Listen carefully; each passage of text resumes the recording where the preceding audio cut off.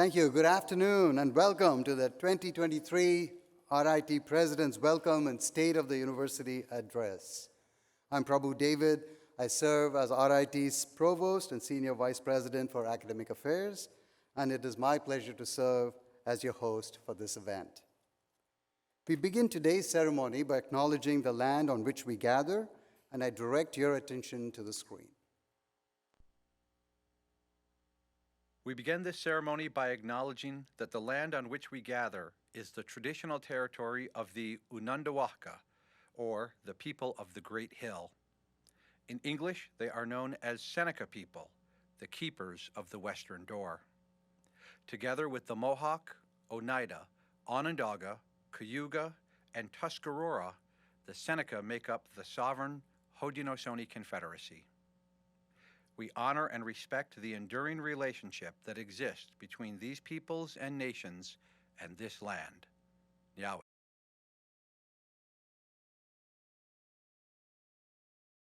Today's ceremony is taking place both in person and via live stream for remote viewers and is enriched by the presence and expertise of our professional sign language interpreters and real-time captioners. Please join me in thanking them for their dedication to the important work of making this ceremony accessible.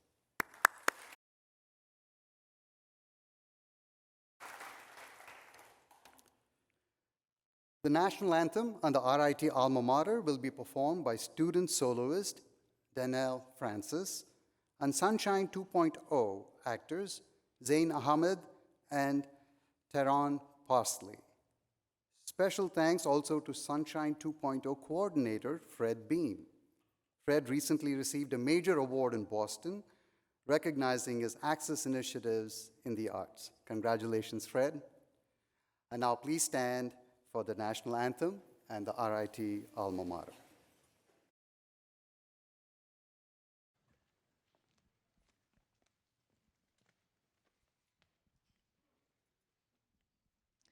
Oh, say, can you see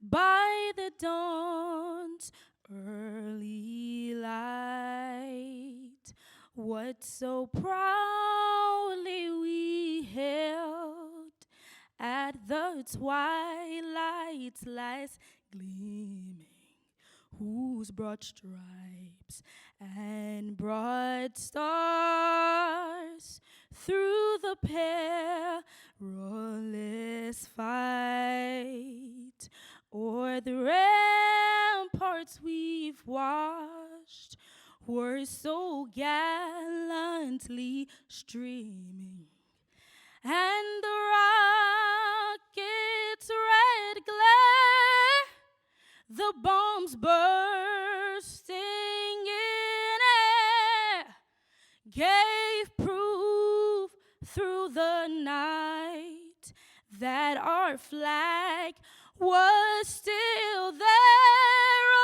Oh, say, does that star-spangled banner yet wave, wave o'er the land of the free and the home of the brave?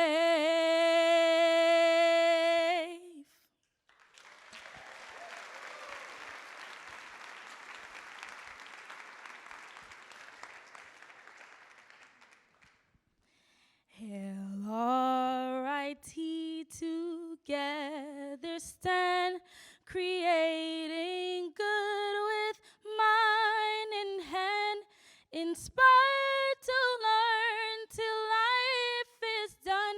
As teachers, learners, all are one, with pride in our diversity, a spirit of community.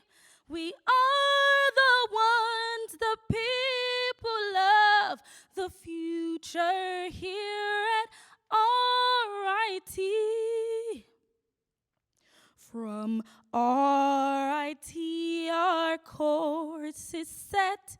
We celebrate a promise kept, a life of living you have taught. Let new horizons now be sought.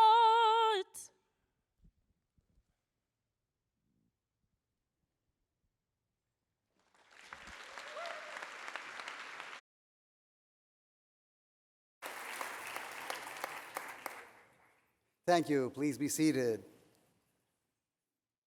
Thank you, Danielle and Sunshine 2.0. This was a summer of pleasant change for me, and I'm grateful to the search committee, President Munson, and members of the RIT community for the opportunity to serve as your provost. I would also like to thank Christine Licata, who served as interim provost, and the provost office team for extending a warm welcome and assisting me with the transition.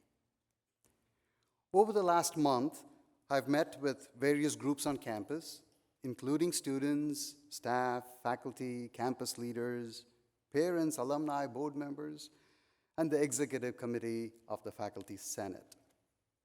Although each conversation was different and the topics varied, they all ended with hopes and aspirations for a bright future and a commitment to a strong community. So as we begin this year with fresh optimism fueled by exciting new places like the Shed and new programs and partnerships, which you will hear about shortly, we must acknowledge that it is our community that makes the difference.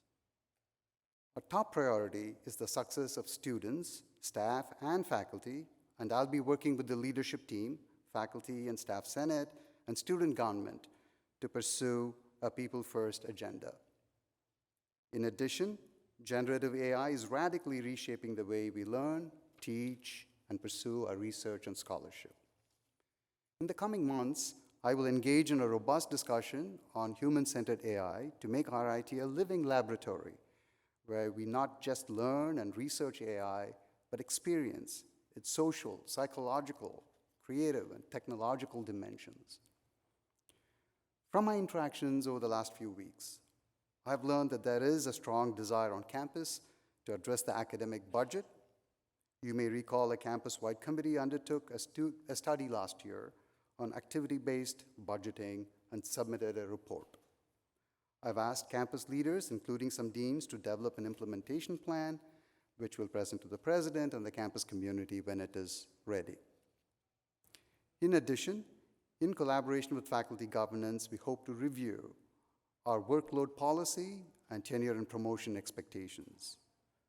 Both are important issues that deserve thoughtful consideration at the departments and the colleges as we seek to refine central policy on these matters. I've begun my visits to the colleges and will work with you to develop goals for our community that will serve as the foundation for our next strategic plan. Next, you'll hear from some of our campus leaders, followed by President Munson, who will share updates about the strategic plan and the new academic year. Before I turn the podium over to them, I'd like to take a moment to specifically thank RIT's Board of Trustees for their vision and expertise in leading this university. I'm now pleased to introduce Atiya Newman, Chair of the Faculty Senate and Associate Professor in the School of Film and Animation in the School of Art, College of Art and Design. Atiya, welcome.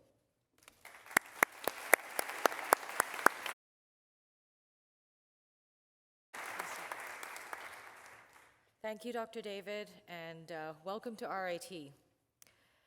As the returning chair of Faculty Senate, I am looking forward to working closely with you as we continue to strengthen the role of shared governance at RIT.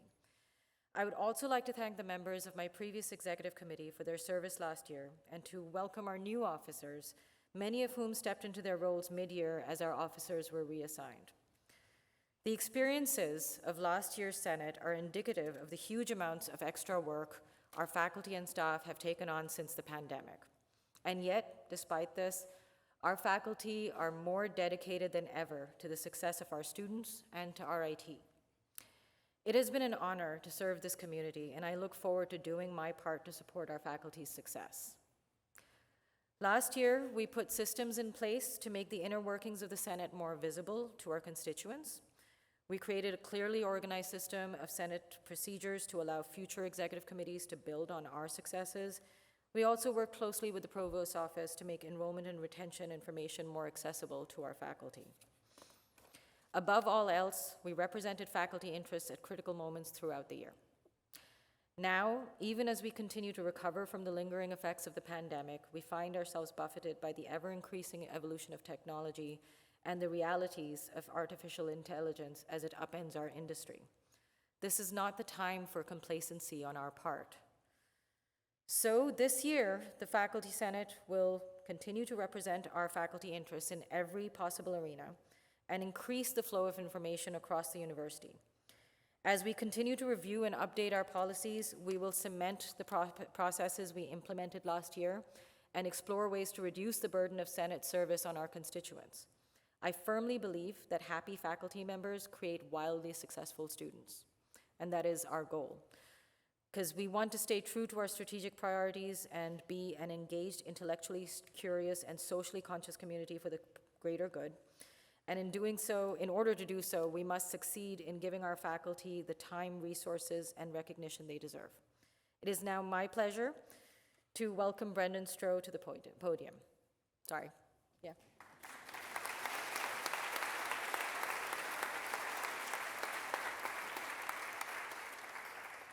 Thank you, Atia. Good afternoon, everybody. I have the honor to serve this year as the chair of Staff Council, an elected body of RIT staff who serve to advise President Munson and other senior administrators. Did you know that there are 16 million bricks on this campus? Yeah, I know, crazy, right? From those that make up Joseph Alber's Loggia Wall to those less visible lining the grass to the quarter mile, our beautiful Brick City campus only exists with the collective support of each of them, and to continue and grow and shape it at that. And while our over 2,500 staff might not have the same quantities as bricks we have on campus, it's through their hard work that change and progress on this campus at RIT are realized. After all, change is the only constant in life, and here, staff work every day to usher in that change. From the brand new phone system that was brought online this summer to the brand new IDs that we should all carry now in our pockets. From the grand reopening of the Wallace Library, aided by dozens of staff moving thousands of books across campus, to the thousands of new students who just launched their next journey here at RIT thanks to the long hours poured in by staff. Every day, it's work done by all of us on this campus to pilot change and progress as we march across this university. And that change doesn't stop within the limits of our job descriptions either. RIT is one of the few universities that even has a staff council. A faculty senate, sure. A student government, most likely.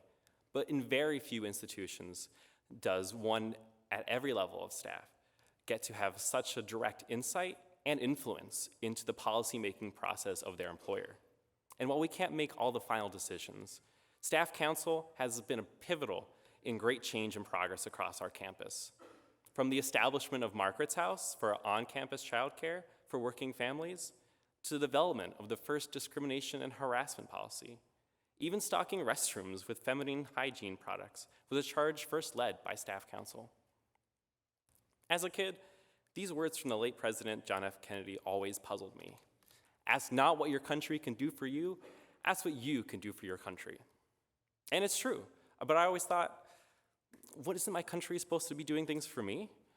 And it's true, one would expect the leadership, whether it be of a world stage country or a world stage university, to provide guidance, support, stability, and resources for its people. But good leadership cannot provide support without first listening and engaging with its constituency. And more importantly, even good people won't receive the support they need without taking a proactive role in ensuring that it's realized.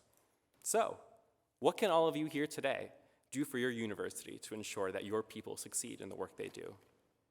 It can be engaging with your staff council representative to discuss solutions to the issues you face in your work. It can be being a staff council representative yourself who raises the concerns of all of your constituents and authors new policies that leadership can then enact to help us all succeed. It's understanding that Prince Charming is not riding in on his horse anytime soon to save us, and that real change and progress only comes from each of us using our collective yet diverse abilities to enact change we all wish to see. So join us this year in working with Staff Council. Let us use our collaborative work through the powers of shared governance to steer this brick city in a direction that leads us all to our collective success this year. Thank you.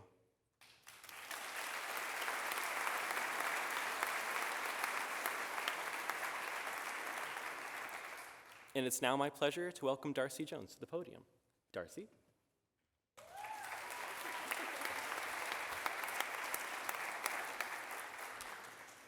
Good afternoon, everyone. As Brendan so kindly mentioned, my name is Darcy Jones, and I am this year's Student Government President. First, I wanted to let you all know who the crazy tall blonde lady is standing before you today.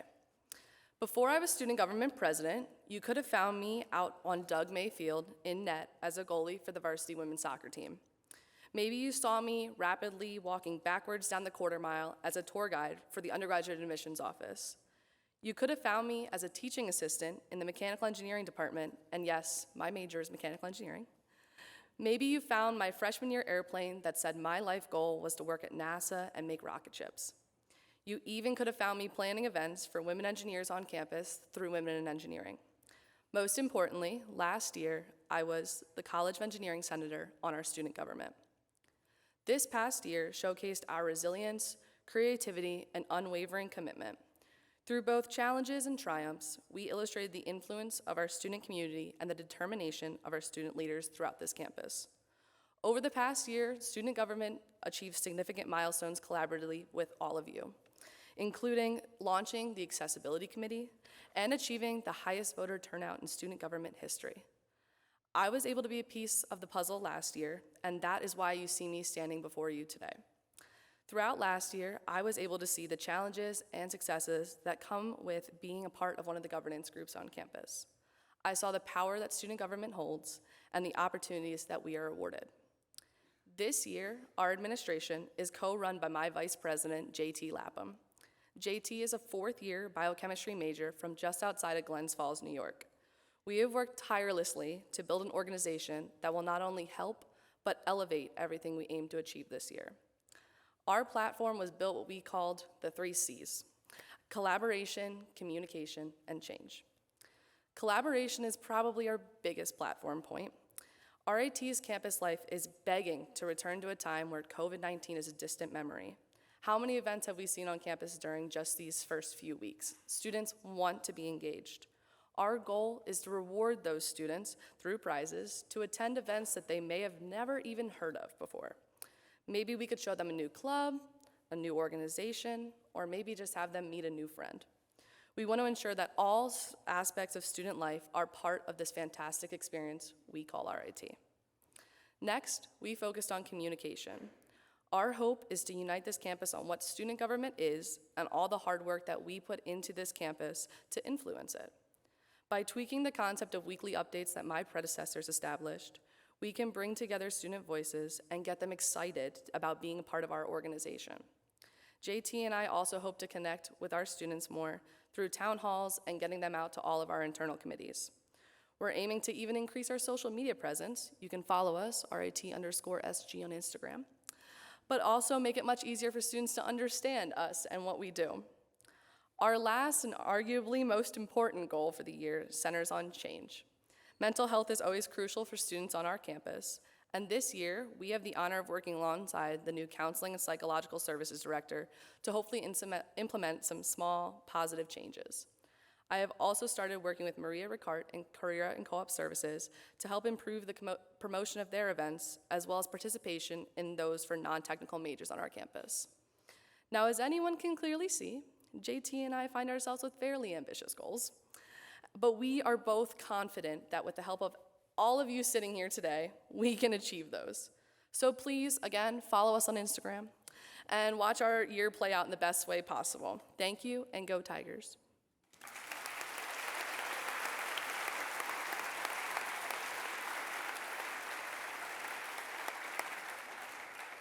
P.S., in case you didn't know, the Student Government Office hands out popcorn every day from 10 to 4 in the campus center, so please stop by our office and meet us. It is now my pleasure to introduce Dr. Keith Jenkins, Vice President and Associate Provost for Diversity and Inclusion and a professor in the School of Communication, College of Liberal Arts.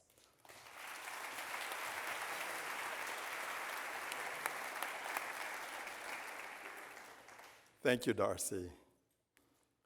Good afternoon, and welcome to academic year 2023-2024. On behalf of the Division of Diversity and Inclusion, it is my honor to welcome you as we continue in earnest the great work in the space of diversity and inclusion. On Thursday, August 31st, the 18th annual Lighting the Way ceremony to welcome incoming students who identify as women and non-binary featured a commemorative ribbon cutting to celebrate the newly named Frederica Douglass Sprague Perry Hall. RIT students and employees, 10 members of the Douglass Sprague family, and guests of the greater Rochester community gathered for this event. I think I liked best how Provost David, our provost, framed the moment of the second residence hall named in honor of a woman at RIT, and the first building at RIT named in honor of a person of color. He wrote these words to the planners of the event, our co-chairs, who were Corey Samuels, David Bagley, and Denisha Ortiz. They were also joined by Kelly Kamish, along with an outstanding university-wide team. And he wrote, "It was a poignant evening." I believe the evening was outstanding. Showcased the courage of President Munson to review the history very carefully of RIT and to rename any RIT facilities or programs bearing the name of a former slaveholder. The evening allowed us to reflect not only on the first students of color to attend the Rochester Athenaeum and Mechanics Institute, renamed RIT in 1944, but also the many decades of commitment to diversity and inclusion that allowed the RIT community to come together that evening unified to celebrate that event. Indeed, it was a poignant evening. RIT's ongoing collective efforts in the DEI space have resulted in several national awards. The 2023 Higher Education and Excellence in Diversity Award for the 10th time in a row. Being named a 2023 Diversity Champion by Insight into Diversity magazine for the 9th time in a row.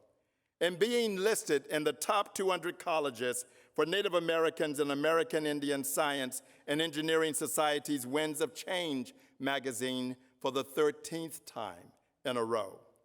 And this year, we enthusiastically embrace the great work that is ahead of us, the collaborative work to improve the graduation rates and close the graduation gap.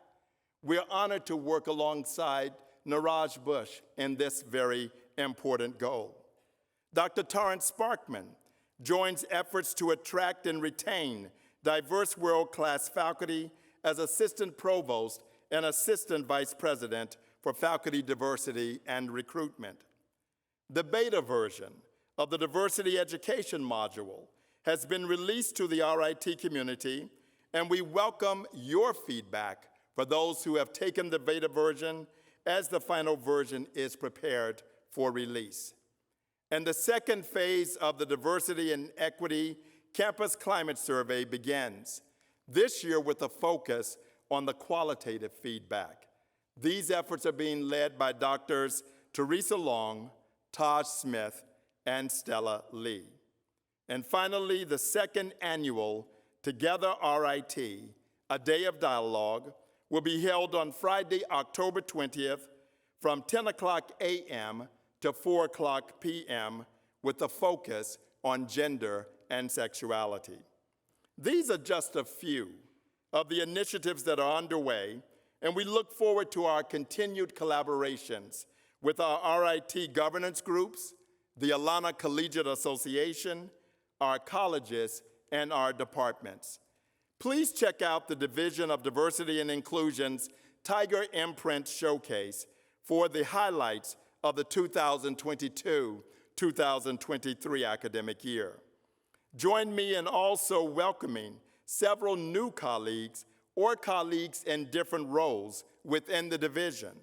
For example, Sherry Shabangu, retired Distinguished Professor of Business and Entrepreneurship in MCC's Department of Business Administration and Economics, and also business owner, joins us this year as the 2023-2024 Manette Professor.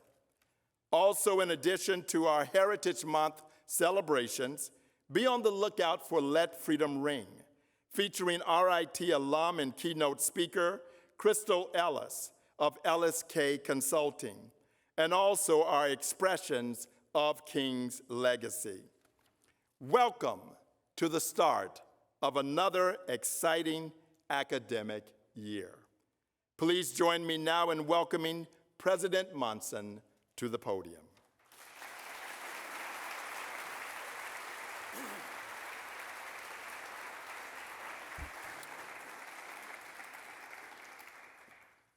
Well, thanks very much, Keith, and also a sincere thanks to Prabhu, Atiya, Brendan, and Darcy for your dedication to RIT.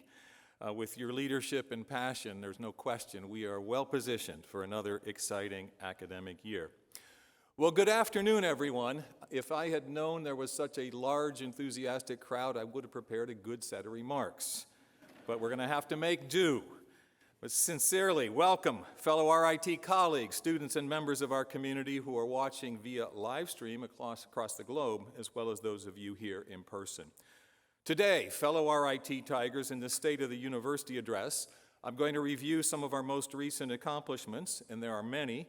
I will lay out a few of the challenges and opportunities, although some of those opportunities have already been covered, so I won't have to do so. Student success and AI are both huge on our radar right now. And then I'm going to be laying out a little bit of the bright future that we have in front of us. Let's first welcome a few individuals in their new leadership positions, and you've already seen Dr. Prabhu David. He joined us August 1st as our new Provost and Senior Vice President for Academic Affairs. Prabhu previously served as Vice Provost for Faculty and Academic Staff Development, also Interim Vice Provost for Teaching and Learning Innovation, and then for a lengthy period, he was the Dean of the College of Communication, Arts, and Sciences, all of this at Michigan State University. His history of fostering interdisciplinary research and building strong ties amongst health colleges, engineering, social sciences, the arts, and humanities, boy, this is sounding like RIT, will serve us well as we strive to further develop our partnerships across all of our colleges. I am confident that his presence will strengthen our leadership position in the areas of creativity and innovation as we continue to build preeminence at the intersection of technology, the arts, and design. And then Kathleen Davis. Kathleen just joined us September 1st as our new Vice President for Enrollment Management. She previously served as Vice President for Enrollment and Retention Management at St. Louis University. She also has led enrollment management, the Enrollment Management Division at Canisius College and held also positions in admissions at several other colleges and universities, including St. Joseph's College, St. John's University, New York University, Tandon School of Engineering, and also Clarkson. And some of those are schools we compete with for students. At this time, I would like to thank Colleen Peterson for her leadership as Interim Vice President for Enrollment Management. I'd like for us all to give Colleen and the Enrollment Division a big hand for all they did to bring in another stellar and amazing class to RIT.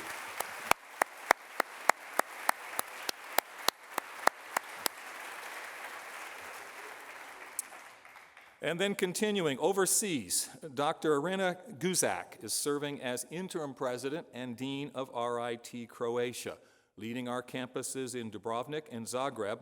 Irina replaces Don Hudspeth, who retired in June after serving in that role for 25 years. Congratulations to Don, who played a key role in the establishment and development of RIT Croatia, which originally was known as the American College of Management and Technology when it opened in 1997. And then, and this is not news on our campus for most, but after a national search, Andre Hudson was elevated from interim dean to the dean of the College of Science. Andre is a biochemist. Major themes of his research lie within biochemistry and microbiology, including amino acid metabolism and genomic characterization of plant-based bacteria. So, Andre, so glad to have you in that seat. And then Kelly Norris Martin is our interim dean of the College of Liberal Arts. Kelly earned her PhD in communication, rhetoric, and digital media. She is currently a co-PI on 2 NSF-funded projects, which is great to hear in our College of Liberal Arts. These particular projects are examining the skills that help U.S. college students succeed and increase employer competitiveness. So let's take a moment to acknowledge all of these leaders and welcome the many new faculty and staff across the entire campus who are now part of the RIT family.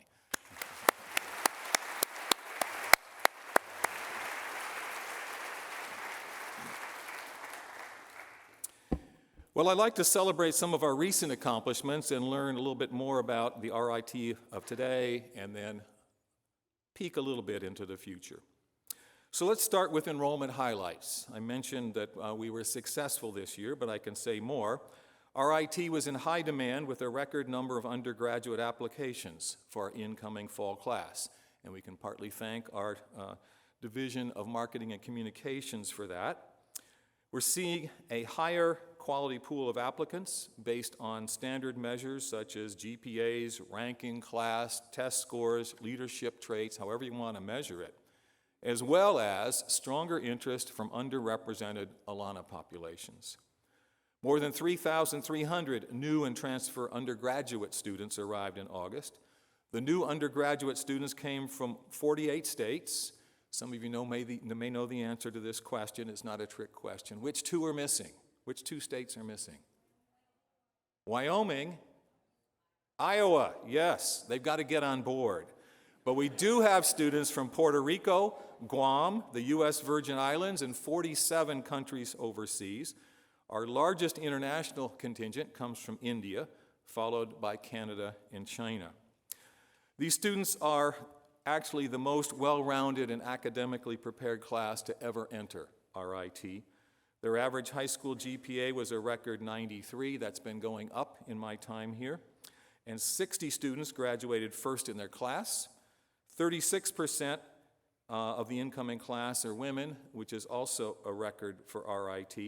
And I think if we add the students in associate degree programs, that number is actually 37%. We're going to claim every percent we can possibly get. More than 500 new students received a performing arts scholarship, bringing the number of performing arts scholars to more than 1,800 students. 1 out of 6 of the incoming students is a performing arts scholar. In addition, there are 927 new graduate students. About 150 are recent or former RIT undergrads who are continuing for their graduate degree. That is great to see. About 60% of RIT's incoming graduate class is international, coming from 40 countries. The largest contingents coming from India and China, no surprise. But after that, Nigeria, Iran, and Ghana. There are 11 Fulbright scholars who enrolled this year. We have 112 new PhD students, which is up by 19 from a year ago.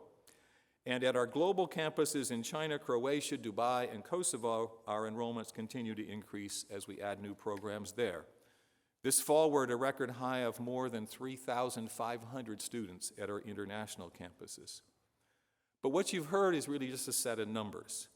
Behind these numbers are amazing students with diverse interests who will come together here at RIT to grow and thrive.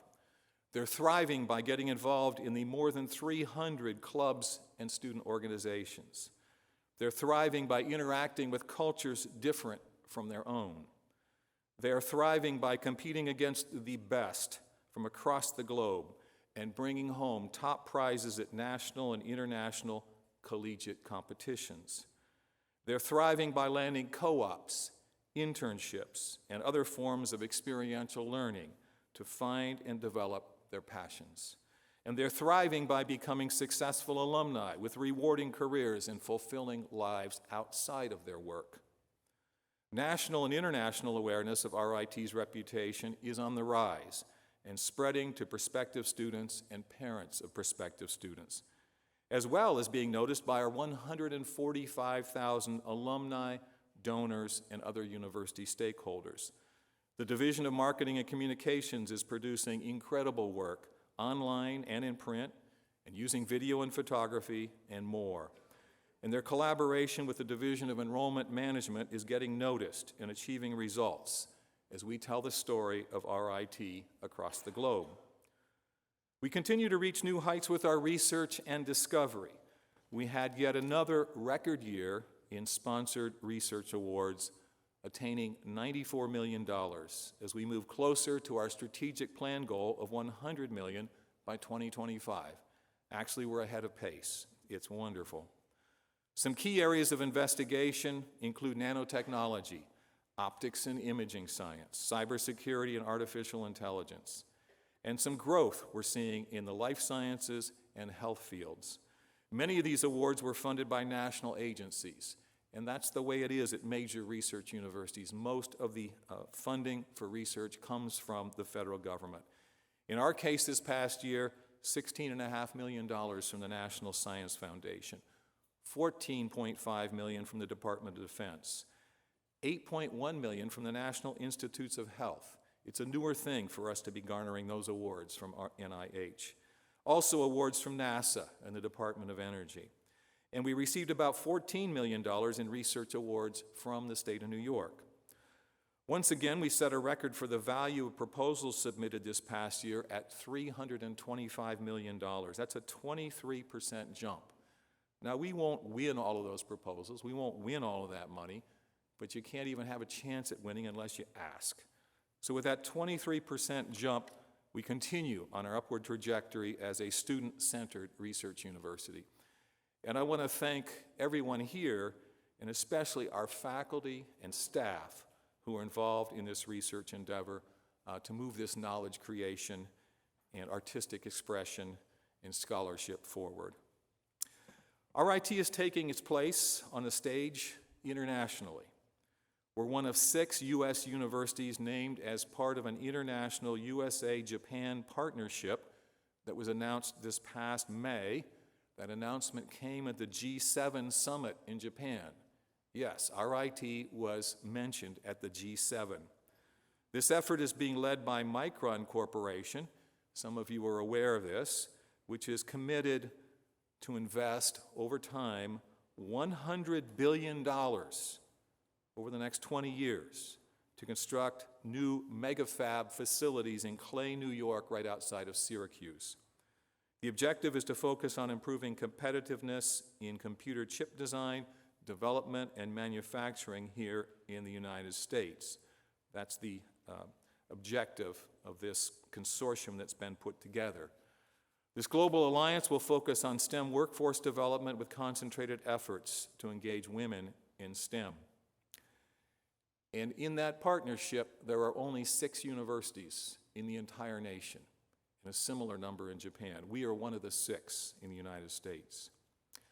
RIT is also contributing to the development of a high-profile tech hub across New York that will impact economic development across the entire Finger Lakes region and more broadly the state and the nation. And I want to talk about this in a few different ways. There are a number of things we've got underway that fall under this rubric. First, I want to go down to New York City. There's an island just off the southern tip of Manhattan called Governor's Island. This is a historic site. For a long, long time, it was a Coast Guard base. And then, not too long ago, it was turned over to New York City. This is going to be the home of a new world-leading climate solution center that will position New York City as the global leader to tackle one of the most pressing issues of our time. And RIT is part of this effort. It's called the New York Climate Exchange. It's a first-of-its-kind international consortium bringing public and private higher education institutions and global companies like IBM and Moody's together. The goal is huge, just as the challenge is huge, to develop and deploy effective solutions to our global climate crisis. Sponsored by the New York City Mayor's Office and the Trust for Governors Island, the exchange was awarded to a consortium selected through a highly competitive process initiated last spring. RIT is a proud higher education partner, joining other prestigious institutions, including Stony Brook University, which is leading the consortium, as well as Georgia Tech, the University of Oxford, the University of Washington, and Duke. In another effort, we are working hard on batteries. You've all heard about the rush toward electrification, electric cars, geothermal heating, and more. Batteries play a huge role, of course, in electrification of transportation. RIT is part of a major national initiative that secured more than $63.7 million to establish upstate New York as a national hub for battery research and manufacturing. New York Governor Kathy Hochul and U.S. Senator Chuck Schumer announced that Binghamton University's New Energy New York proposal secured a substantial funding for this new hub, Battery New York, which will include partners such as RIT's Battery Prototyping Center, which we are in the process of expanding, and New York Battery and Energy Storage Technology Consortium. So we're playing a big role in this, and I want to thank Ryan Raffelli for his efforts, as well as those he's working with. The third thing I want to mention is truly a tech hub. It's actually being called that by the federal government. In response to unprecedented federal funding opportunities that were created by the recently passed CHIPS and Science Act, RIT is part of a joint Buffalo, Rochester, Syracuse consortium whose goal is to turbocharge workforce development throughout our region to benefit our students and meet the growing needs of the semiconductor industry. It's still early in the funding process, but I think we're going to have some good news to share about this later this year. And in addition to Ryan, I want to thank Vanessa Herman and her staff for their work on this and a number of others. We actually, in that effort, have played the leadership position among the consortium of universities that are involved. In terms of academic portfolio, you might recall that RIT's strategic plan calls for adding 6 to 12 new PhD programs and conferring 50 doctoral degrees per year by 2025. Well, we beat it. The university conferred a record 69 PhD degrees during commencement this past May. And today, RIT enrolls more than 400 PhD students in 12 PhD programs. This includes the Saunders College of Business, which just welcomed its first cohort of students into its new PhD in Business Administration, marking the university's inaugural Social Sciences doctoral program. We have 2 more doctoral programs on the way. A year from now, we'll launch a new Physics PhD program, and also in 2024, the College of Liberal Arts will introduce a new doctoral degree program in Cognitive Science, which is a joint program with 4 other colleges on our campus. So opportunities abound for this university. I want to briefly outline where we, and this includes many discussions with our Board of Trustees, see RIT's role in the future of healthcare. First, the demand is already there for RIT to play a significant role, playing off our core strengths. We also plan to further leverage our alliance with Rochester Regional Health. Consider the following.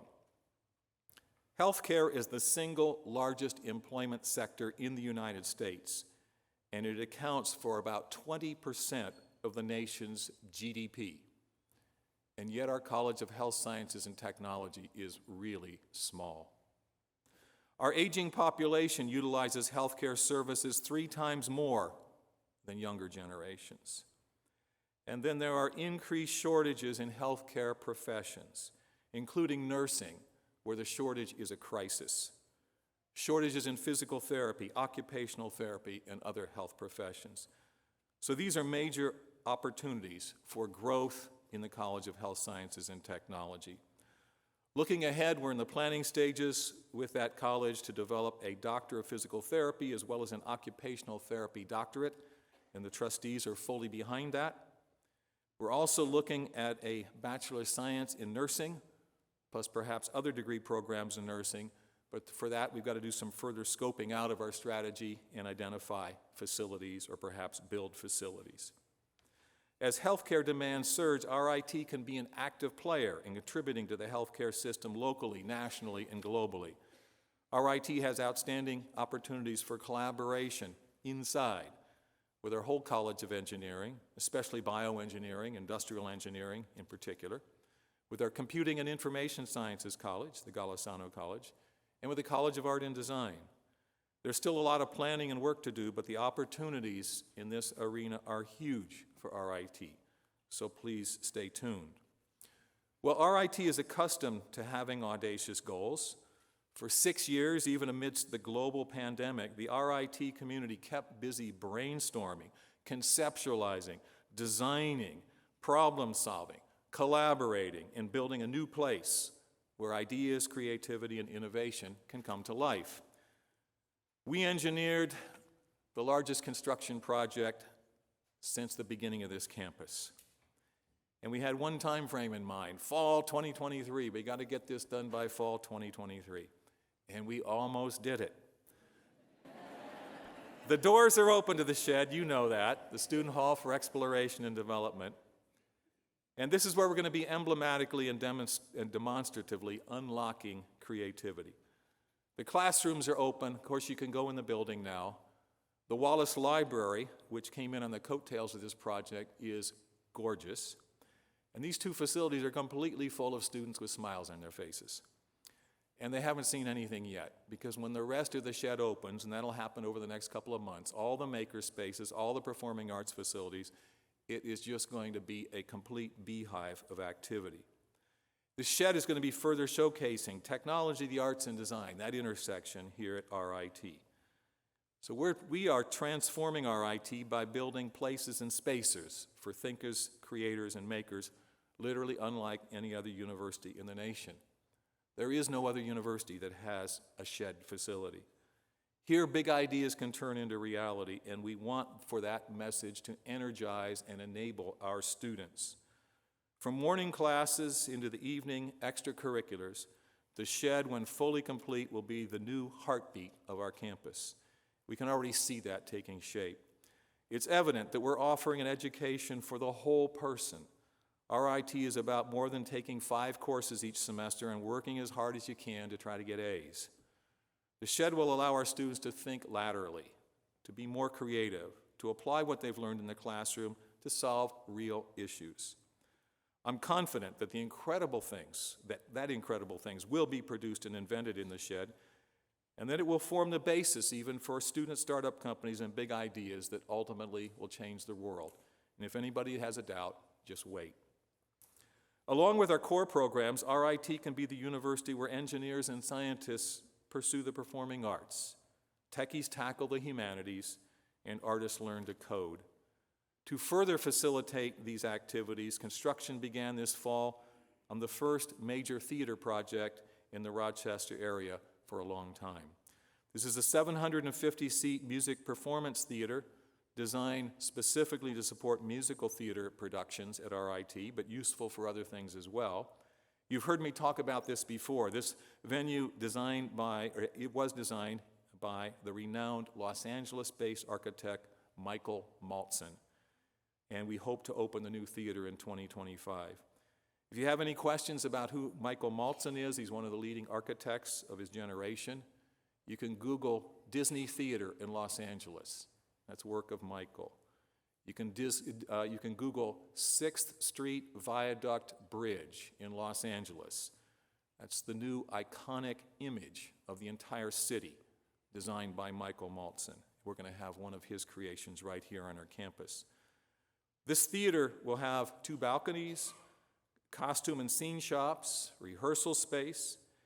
It's going to be seen as a making facility. You'll be able to look through the windows into these spaces and see students busy actually working as they create new productions. This theater will feature a massive historic theater pipe organ as its centerpiece. That organ is under restoration by the only expert in the nation on this type of organ in Indiana, and it'll be completed just in time to move in upon completion of the building. That restoration will be completed. This project is intended to provide more venues for the RIT community, as well as options for the Rochester community to hold concerts, talks, and other events. So it's not just musical theater.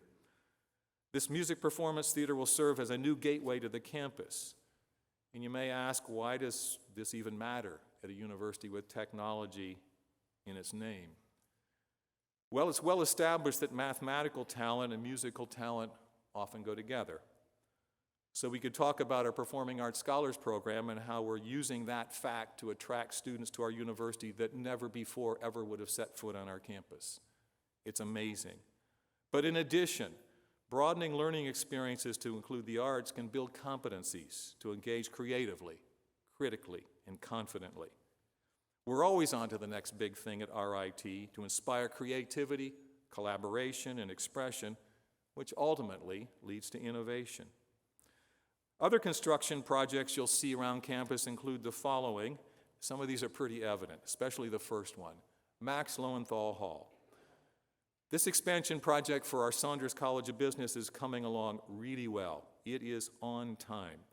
We expect completion, substantial completion by the end of this calendar year. We expect it to open in early 2024. This expansion is going to nearly double the building's footprint, and it will offer cutting-edge teaching and learning spaces, opportunities for innovative research, state-of-the-art event and collaboration spaces, as well as renovations to existing spaces. And I want to congratulate Dean Jackie Mosral on all of her fundraising prowess that has gone into this project. It's marvelous to see. The RIT Research Building doesn't have a name yet. We're going to have to find a naming donor. But here it is. That's what it's going to look like. It's under construction. Some of us haven't seen it because it's on a kind of a corner of campus. But we're expanding our research footprint to accommodate the university's growing research portfolio. Construction of this modern research facility has been underway since mid-summer. This facility is going to provide more laboratory space in science, computing, and engineering. This building is almost 40,000 square feet spread over 2 floors, and we're hoping for occupancy basically a year from now. Tiger Stadium. And you may say, well, we have Tiger Stadium. We've got this beautiful field. We even have lights at night. Yeah, but we've still got those high school bleachers. So beginning in early 2024, we're going to begin construction of a stadium complex featuring new seating, locker rooms, concessions, a press box, the whole 9 yards. You've heard me talk about this before. It's been in planning stages for a long time, and it was just a question of when to really shoot the starter's pistol and get going. And so we'll be working on that starting this coming year. Also, and this is really important for students, we have earmarked $50 million for renovations in our residence halls. This includes adding air conditioning in the handful of residence halls that remain unair-conditioned, and also updating hallways, restrooms, and lounges, all the common spaces in all of our residence halls, except for some of the new ones in Global Village, for example. This is a multi-year project because the work can only occur during summers, but we made a lot of progress this past summer, so that's great for our students. We're also designing our future as we chart what this campus will look like over the next 25 to 50 years with a new campus plan. And you've heard me talk about this before, but this document now is substantially done. This is a long-term planning document that provides a conceptual layout to guide future growth and development on our nearly 2 square miles of property that we own. Themes of the campus plan include densification of the central core of the campus. We want people closer together. We want more human-to-human collisions and interaction. Creation of, and I joke about this, they took this name out of the report, but I'm still going to call it the half mile. The quarter mile was not daunting enough in the midst of winter, so we're going to have a half mile. This is a little bit south of the quarter mile. We're also, over time, going to be moving the loop road to the north. That is to gobble up a little bit of that unused property as you drive in from the north and use it for other things. Over time, not soon, but over time, I don't think RIT is any longer going to look like a shopping mall surrounded by parking lots. I think we're going to have parking decks, and I think a lot of that asphalt space is going to be used for academic and other facilities. Again, not next year, the year after, but over time. The plan also identifies sites for future buildings, whether they be residence halls, research facilities, or classroom buildings. So I'm really excited about that plan.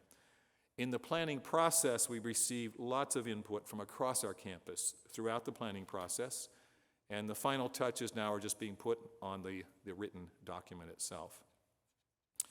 Well, we wouldn't be where we are today if not for a little fundraising campaign we undertook, Transforming RIT, the Campaign for Greatness.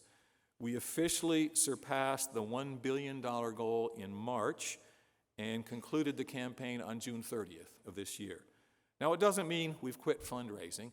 I see Phil Castleberry in the audience. We're always fundraising, but we did conclude the campaign. And you all have my deepest appreciation and gratitude for all that we have done to achieve our greatness to date. How did we define greatness throughout this campaign? Greatness is surrounding yourself with diverse talent, thinkers and creators who elevate a team. Greatness is creating a transformative student experience both inside and outside the classroom, leading to alumni who become engaged global citizens. Greatness is bringing goodness to the world through research and discovery. And I want to emphasize that we sailed across the finish line with momentum. And so we still have that momentum. And so while we've completed this campaign, we're just getting started for the next chapter as we've identified many new friends of RIT. Transforming RIT involved nearly 55,000 donors, of which 39,000 donors were new donors to RIT. You may recall Transforming RIT was a different kind of campaign. It has been a blended campaign because it sought support from a multitude of investors. Yes, from our proud alumni, parents, and friends, traditionally called philanthropic support, but also from government and corporate partners, from research agencies, from foundations. In a blended campaign, investments to one initiative leverage additional contributions in related areas. So corporate, government, and private dollars often work together to achieve our shared goals. Many thanks to our Division of University Advancement, to research under Ryan Raffelli, to government and community relations for their efforts, as well as students, faculty, and staff across the campus. So $1 billion, I'd say $1 billion and counting. And so thank you so much. We did it. I'd like for you to join, in fact, that probably deserves some applause.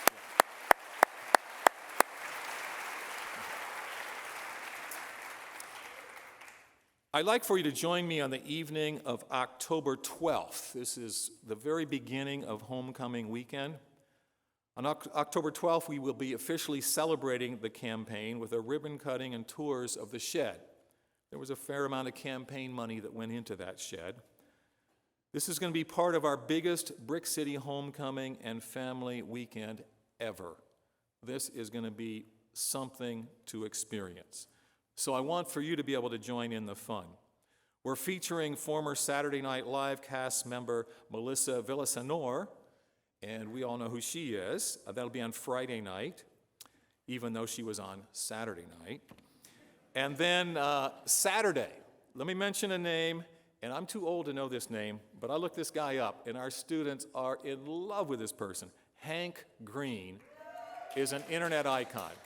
Yeah. And so we followed the advice of our students, and I think we've already got more than 2,500 tickets sold to Hank Green. So you probably want to show up and see what are the students into. You can engage in dozens of college activities and reunions. Women's hockey will face off against Union College on both Friday and Saturday, the 13th and 14th. And our men's hockey team, who won the Atlantic regular season championship a year ago and have brought in 5 supremely talented freshmen, that team is going to be hosting a team you may have heard of called Notre Dame at Blue Cross Arena. If you want tickets, get them now because they're selling fast. That game will be sold out on the 14th. Well, I've spoken for long enough, but let me close by acknowledging that we do face challenges and in some cases even strong headwinds. Enrollment is really competitive at universities. There are fewer and fewer high school students graduating, and that's just a demographic thing. That's particularly acute in the Northeast and the Midwest. We've got our own things to work on campus, like student success and graduation rates. More broadly, if you just turn on any cable news station, it's war, earthquakes, climate change, social unrest, economic woes, and it's really stressful to keep up with that global flow of news. And we can choose to be consumed by the dark headlines, or at RIT we can flip the narrative by eagerly working on solutions. The world needs collaborative thinkers who can identify and solve the most pressing and vexing global problems of our times. Embracing challenges brings out the best in each of us at RIT. We're operating from a position of strength. We're always on to something new that is embracing and designing the future. Our amazing community of creators and innovators is truly shaping the world through ideas that inspire, inform, and improve lives. From Los Angeles to Africa, from New York City to Europe, from Rochester all the way out into the unfolding universe. This is an extraordinary time for RIT. Thank you all for moving this great university forward. I am honored and humbled to be your colleague, so thank you, and go Tigers. Yeah.